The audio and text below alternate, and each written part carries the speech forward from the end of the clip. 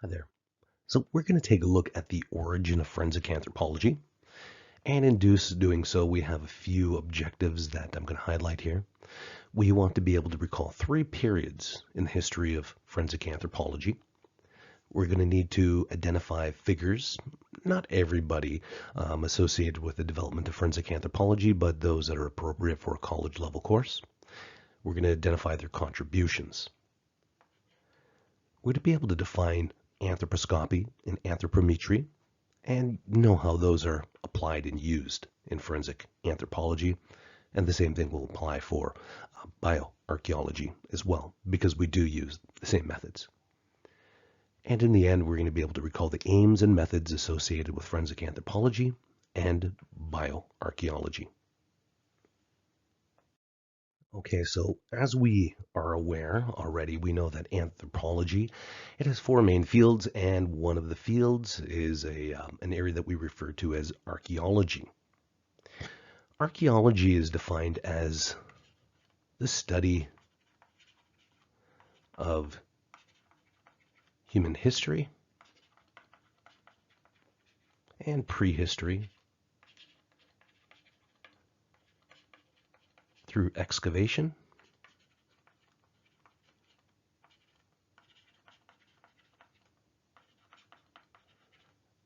of artifacts. Now, looking at the artifacts, they can come in two different forms. Our artifacts could be representative of material culture,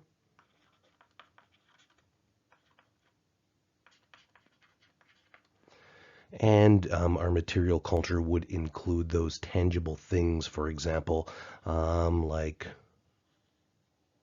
pottery, prehistoric stone tools, or any other remains that humans leave behind. For example, the use of fire. There we go. Nice little happy fire there. In addition to that material culture, our archaeologists also are interested in biological remains.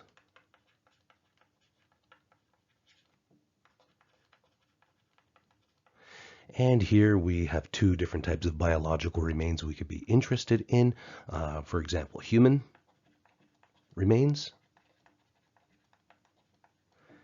and non-human remains. If we're looking at those human remains, generally speaking, the area that we're engaging in is something that we refer to as bioarchaeology. And we can become a little bit more specific if we're talking about non-human remains. So I'll just draw an arrow over here. If we're looking at non-human remains, this is an area that we refer to as zoo.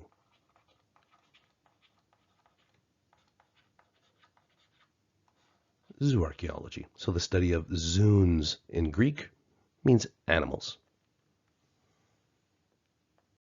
Now, for forensic anthropology, we're going to find that we do use very similar methods.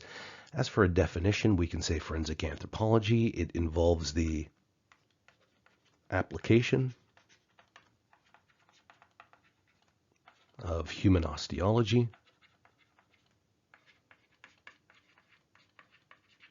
and taphonomy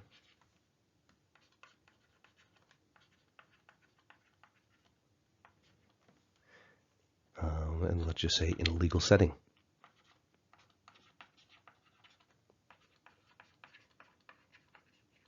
So here, when it comes to forensic anthropology, we're also going to be interested in any material culture that we do come across.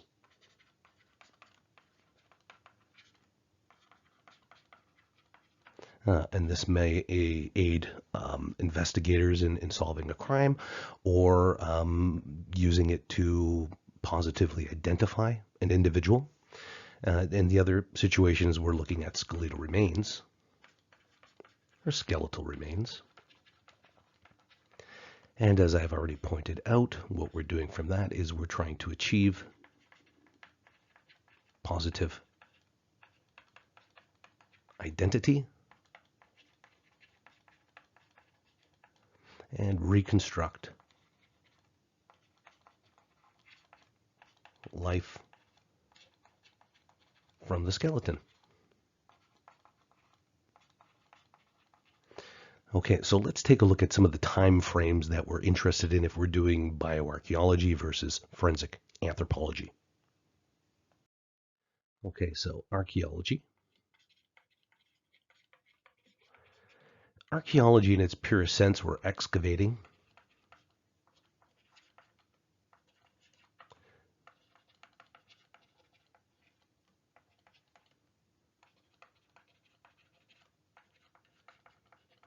We're excavating evidence of human activity, and we're looking at that material culture. So with respect to archaeology, the archaeological record, it begins with the invention of stone tools.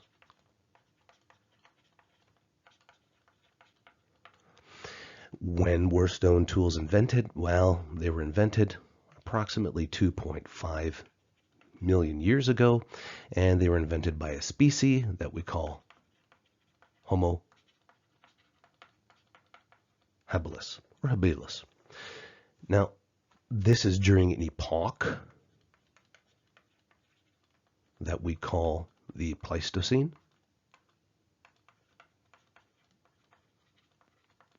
Okay, and we're not going to find any forensic anthropology taking place during this period.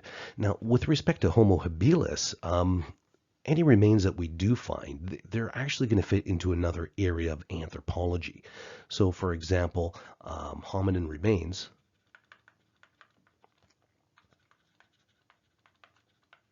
they're going to be fossilized. If we're looking at 2.5 million years ago, and these hominin remains, for example, Homo erectus or Homo habilis. So Homo habilis, that's about 2.5 million years before the present. Homo erectus existed around 2 million years ago. They're fossilized, and they're going to be studied by a group of individuals that we refer to as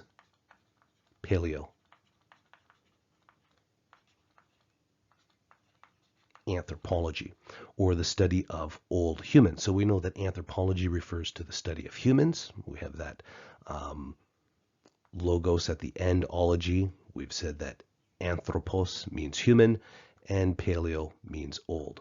So old plus human plus study of. So we have the study of old humans. Read it backwards. So archaeology particularly interested in that material culture that we would find 2.5 million years ago, and as I pointed out, stone tools. And then as we progress through time, we start to see the emergence of new forms of material culture. For example, fire is invented, so archaeologists would be interested in that. And as we progress along into, for example, the Neolithic Revolution and the invention of farming, archaeologists are going to be very interested in the types of tools that begin to emerge at that time. In addition to the tools, they're going to be interested in the type of structures that people built. So all of that material stuff. In contrast to archaeology, I'm just going to go to a larger space over here. Forensic anthropology, as I've pointed out, they're using human osteology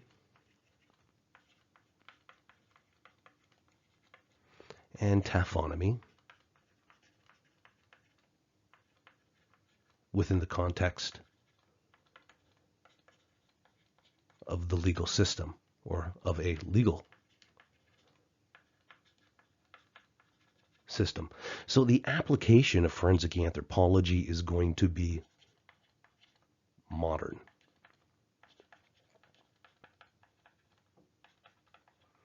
In other words, if we're coming across remains, can somebody be brought to trial? So we're dealing with quite often open legal cases, or legal cases that are on the verge of being closed. We're not looking back at the War of 1812, as I've pointed out, War of 1812. That would fit into archaeology. And specifically, once we move into more modern periods outside of fossilized remains in archaeology, that starts to become the interest of bioarchaeologists, as we already know. So this is kind of the main difference. If we're doing anything prior to that modern application and it doesn't involve a legal case, it's not going to be forensic anthropology. That fits into our system on the right side. Legal cases equal forensics. When we're dealing with remains that do not fit into that legal category, then we're dealing with archaeology or bioarchaeology. And if we're going far enough back, we're dealing with paleoanthropology. So as explained, we're going to take a look at a brief history of forensic anthropology. We're going to identify a few individuals and their contributions and some of the main theories that we continue to use this day, or main approaches and techniques that really form the basis not only of forensic anthropology, but also bioarchaeology, because they are closely allied as fields, just with that little bit of a difference what their focus is on, whether or not we're looking at a legal case versus an archaeological case. So we're going to take forensic anthropology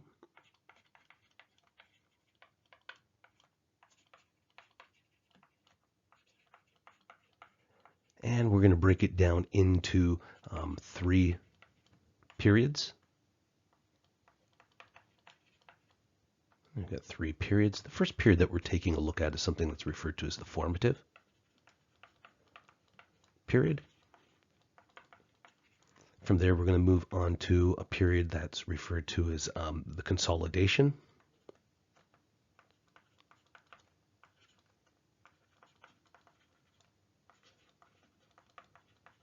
And finally, to a period that we refer to as the modern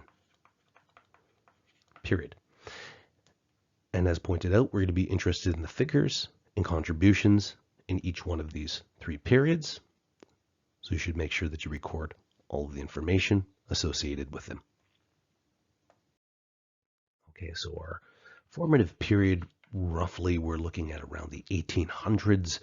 We've left off talking a little bit about the development of anatomy and human osteology. And this is that period where the anthropological inquiry into skeletal anatomy is going to be a little bit different than what our traditional anatomists, doctors such as Vesalius, were interested in. So we are interested now in a comparative approach and what we can learn from the body. So this is really the idea that's driving the formative period. What does the body tell us?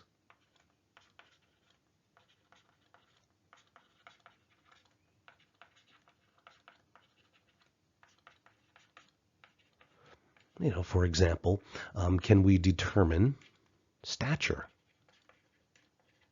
How tall an individual is by looking at or reconstructing those bones. In addition to what does the skeletal system tell us, we're also becoming interested in that comparative method.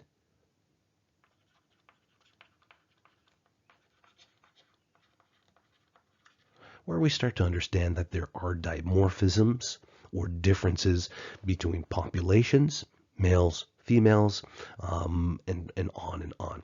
So we have a couple of individuals here that we're going to highlight. I want to just list them now, and we'll go through each of them in greater detail. Dwight, Dorsey, and Hooton.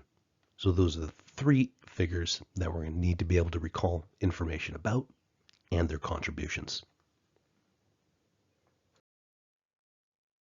So the formative period then, with Dwight, he's often regarded as the father of American forensic anthropology because he's the first individual that begins to answer that first question: what can we learn from the human skeleton? Can we reconstruct life from it? So he looks at things like age, stature, sex, and he thinks that all of this information, it can be determined from the skeleton. As such, he's the first individual to suggest that skeletal knowledge can be applied to legal cases. So that's the context here, where we're not doing bioarchaeology that hasn't emerged yet. He just thinks that if we look at bones, we can figure out how old somebody is. We can figure out how tall they were, what the sex of the individual is, and maybe we can identify some of these remains that don't have any identity associated with it. By 1887, forensic anthropology, it's still in its infancy, and really, not a lot of people are saying, "Hey, Dwight, this is a great idea." You're absolutely correct. So this brings us to Chicago, 1887, and to another anthropologist by the name of Dorsey, who begins to pioneer a different method, and this is mostly associated with a sausage maker and his wife. So the sausage maker, Adolf Lutgerd, I believe.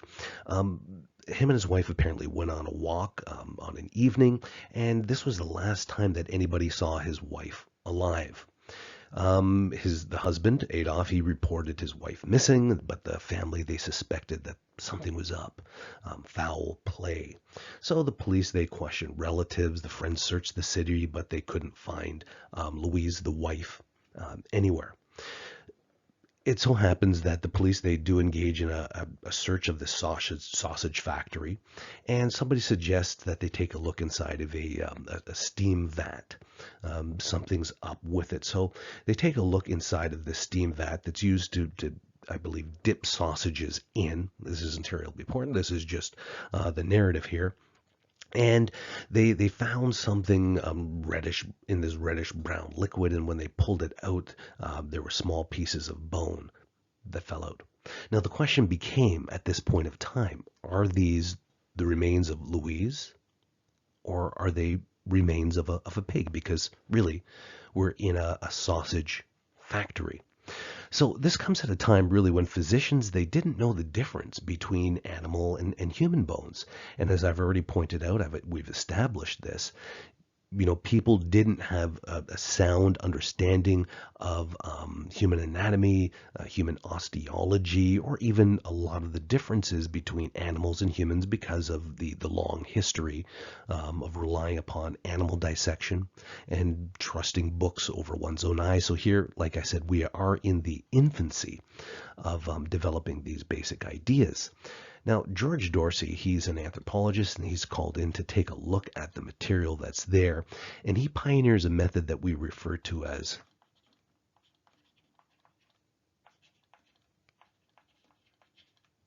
anthroposcopy. And really what this refers to is the visual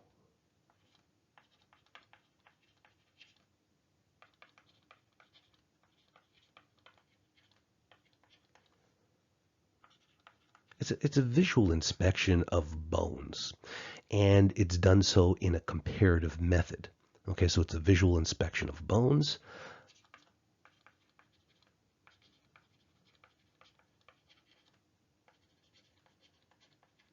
A comparative approach is used. In other words, known cases, and in this are examples,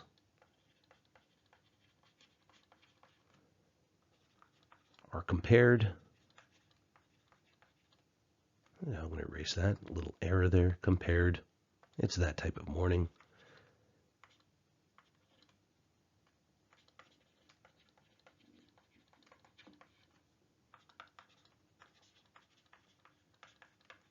They're compared to the remains in question. So people could take a look at them and say, is this a pig bone by comparison? Or is this a human bone by comparison? Now this starts to lead to a new approach that continues to be used to this day, that visual inspection and a comparative approach, whereby we assess whether or not remains are human or not. So that would be one of the things that we're interested in. We're looking at specific features and landmarks and assessing those. For example, we had talked about the mastoid process, and I'm just going to use the space underneath of landmarks to determine whether or not we're looking at potentially a male or a female. So the mastoid process, I've noted that this is one of the areas where we see dimorphism, and in a female, the mastoid process is quite small. And we use a scale because of human variation, of course, and we see as we progress to what would be defined as a highly masculine, I'm going to put a triangle down on this end, a highly masculine or masculinized mastoid process. It's much larger than something that is highly feminized on the left-hand side.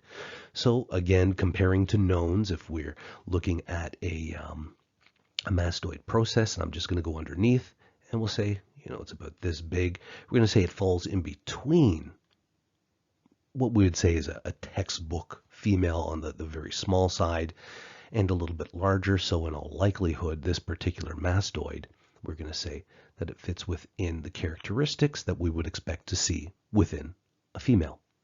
Okay, so arthroscopy, we want to be able to associate that with Dorsey. And we are going to use these methods in our course. This is one of the things that I need you to apply, and you're going to do so in your write-up as you assess the remains that have been presented to you. You're going to compare them against known cases and make an argument for whether or not you're looking, for example, at a male, female, or if the individual is indeterminate. And it's okay to say indeterminate. That's one of the things, and especially if we're dealing with forensic anthropology, we don't want to go out on a limb and say, oh, this is a male when we're a little bit uncertain. We want to be able to say that. We're uncertain because of A, B, C, and D. And that's great. That's important information. That's what's expected.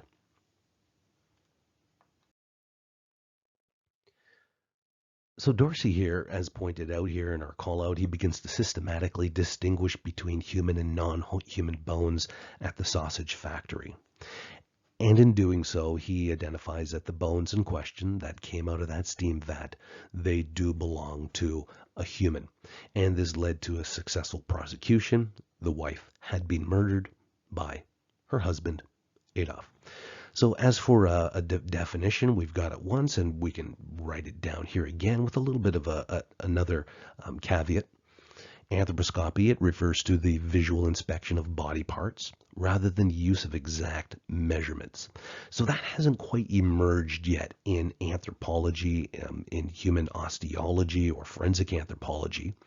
Exact measurements and beginning to document size differences, for example, between a male femur on average and a female femur on average, that's to come yet. It's yet to come.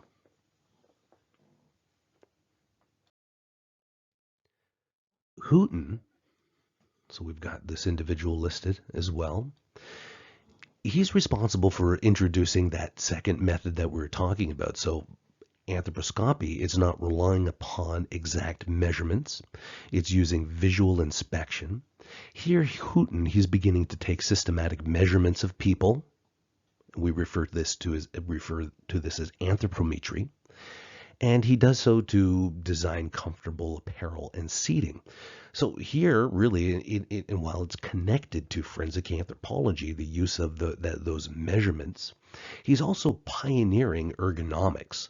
And this is being used, for example, to develop gas masks that fit people on average. And this is really the basis of why a medium fits a group of individuals. And we could say it fits a group of individuals that perhaps a medium in men's, I don't know, fit maybe between a 32 and a 36 in around there, waist, because of those estimates and those generalizations that have been made. It's also why most people can sit in a chair and find it comfortable, because those measurements of the length of our femur have been taken. So the seat isn't too long for the average individual. Some individuals that have shorter femurs, they're not going to find seats terribly comfortable. And the same thing might be true of individuals that have very long legs. And you see that they've developed different types of seats. For basketball players, if you look on the court, they're sitting in something different than the average individual because their legs, by the fact that a lot of them are well over 6'5", their femurs are much longer than the average individual. So Hooton here, he's pioneering anthropometry. Now, again, in this formative stage, forensic anthropology, it hasn't gained a lot of clout. It's not being used in a consistent manner, but we do have individuals who are slowly making a contribution to a knowledge base that emerges in the period of consolidation. So this brings us to just that period, the consolidation period. Individuals that we want to place within the consolidation period, and here we're into the 1900s, and a couple of war events are going to be fairly important to consolidating information and illustrating the value of forensic anthropology. Individuals that we want to be able to place in this period include Krogman and Stewart. And we're going to leave it at those two individuals. That'll give us enough information. So here in 1939, Krogman, he plays an important role in the development of forensic anthropology because he does use anthropometric knowledge, that measurement, really to influence the FBI to use anthropology when they come across remains that are unidentified. And really, one of the things he does is he impresses them. So having the FBI on one side in anthropology, that's pretty important. And that, again, is bringing anthropology, forensic anthropology in specific, into the spotlight. As for Stewart, he's pretty important because he takes these methods, the anthroposcopic and the anthropometric methods, and during the Korean War, he illustrates that he can use this knowledge to identify some of the individuals that are missing in action, or they're not sure who they belong to. For example, are they Korean individuals? Are they American individuals? So again, he's illustrating he's providing a service. He's illustrating the value of this because, doesn't make a difference what side you are on. You want your soldiers back. So during the Korean War, if an individual is defined as being Korean, that would have been returned to those individuals. And the same thing would be true of other countries, and here the United States. And in fact, what begins to happen is a person missing in action laboratory is established in Honolulu, and it exists there to this day. So the remains of Americans, they're still being returned to the MIA Anthropology Lab in Honolulu for positive identification, and same with other individuals. So here, again, forensic anthropology, it's being used by the government, and it's starting to become much more important, and it's being taken seriously, which is a far cry really from Dwight, who had a suspicion that he could use this information to achieve positive identification. I think the modern period, if we just kind of wanted to understand what was important about it, obviously we have the application of knowledge. Knowledge has been consolidated already in that consolidation period. We have the first textbooks. They've started to emerge in the consolidation period, and now they're starting to be refined in the modern period. So I'm going to write that up at the top.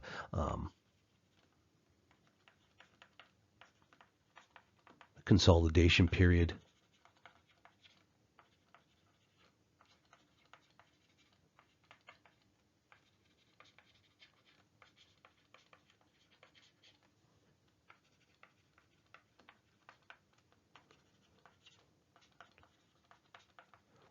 So the consolidation period, it saw the development of forensic anthropology manuals and textbooks, that stuff starting to emerge. But here we're starting to see more of it. Okay. In addition to more forensic anthropology in the way of written text and analysis, we're also seeing the development of professional associations.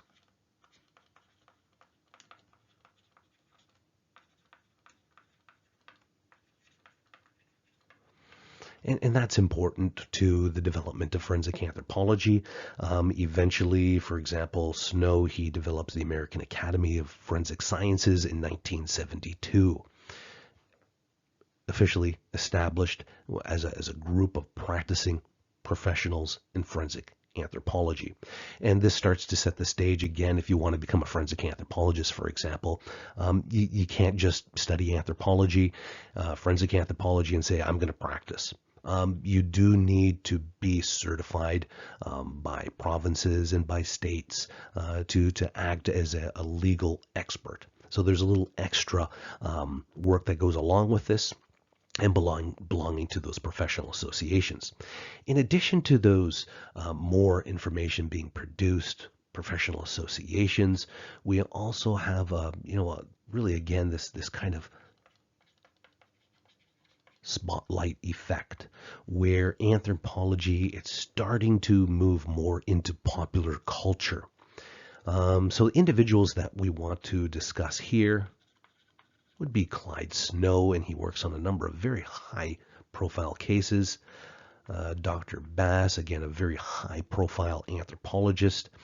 And we have individuals in the more recent modern period, such as, and I'm not going to talk about her, so I'm just going to put her on the side, Kathy Reich. And she was responsible for, and she is a forensic anthropologist. She is from Canada. She worked in Canada. I believe she's still certified to work in Quebec, but now I believe she is in Texas. And she started to pen a number of novels in forensic anthropology, and that set the stage for the development of the television show that probably drew a lot of people to the course, Bones.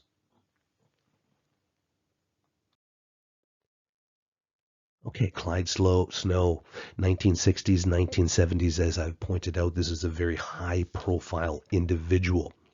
And he testifies on various aspects of the Kennedy assassination trial. He's also interested in a few other areas that would probably more properly fit into bioarchaeology. They will. Let's move to the next slide and take a look. So, as I pointed out, he's responsible for the American Academy of Forensic Sciences that emerged in 1972. And as pointed out, those high-profile cases such as King Tut, Gacy, the Angel of Death, Mengele, Butch Cassidy, the Sundance Kid, war crimes in Argentina, Guatemala, and Kosovo. So this guy pretty much did everything. Not all of this stuff would be forensic. So let's go through this and highlight the ones that would be bioarchaeological in yellow. So his work on King Tut, that's going to be bioarchaeological. No one's going to court for potentially assassinating King Tut, which they didn't. He died of a massive malarial infection. But people suspected at one point of time that he was assassinated. Butch Cassidy and the Sundance Kid. Okay, very interesting stuff, but no one is prosecuting those individuals in the 1970s. They're long gone, so that's going to be bioarchaeology. As for moving to our forensic anthropology, Gacy, Mengele, war crimes in Argentina, Guatemala, Kosovo, all of those things are going to fit into forensic anthropology. And we're brought to Dr. William Bass in the 1980s. There's a little bit of material that you should be watching, a video on Dr. William Bass and an error associated with a discovery. I believe it's called the 100-year-old error. And Dr. William Bass, he's at the University of Tennessee, and he wants to engage in some study of human decomposition, taphonomy. And he pioneers this area. He proposes to the university that they acquire a piece of land and they take bodies that have been donated to science and let them decompose in a variety of different environments and study them. So if you've ever wondered, is there any truth to the place that's called the body farm? Absolutely. It's at the University of Tennessee, and it's been established body farms at a variety of institutions throughout the world. But here we have the very first one associated with Dr. William Bass, the body farm at the University of Tennessee. So here, University of Tennessee, he develops a very profound understanding of human osteology, and not just that osteological approach, continuing to develop methods to identify an individual sex, to estimate that, to estimate ancestry, to look at trauma, for example, and gain an understanding of whether or not an individual had committed suicide, or if they were shot, how they were shot, what the weapon was used, looking at signature fractures, all kinds of stuff here. And again, the videos are available to you as part of your coursework. At the University of Tennessee, he develops a profound understanding of decomposition, and that's used to this day. Okay, so that's where we're going to leave it with the history of forensic anthropology. Like I said, 3 periods that we're interested in: the formative period, the consolidation period, and the modern period. The individuals associated with each one of those periods, their contributions, and we need to know what anthroposcopy refers to, and anthropometry, and how this stuff is being used over time.